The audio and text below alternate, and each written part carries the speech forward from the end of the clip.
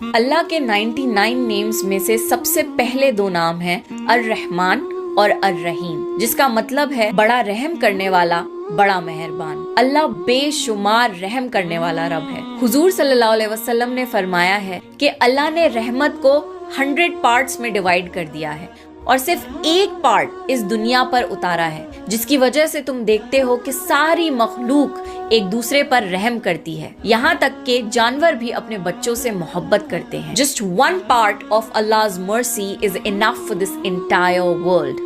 اور اللہ نے 99 حصے اپنے پاس رکھے ہیں جسے وہ قیامت کے دن استعمال کرے گا لوگوں کو معاف کرنے کے لیے۔ اللہ نے جب یہ پوری کائنات بنائی تو اللہ نے لوح محفوظ میں لکھ دیا کہ میری رحمت میرے غصے پر غالب ہے۔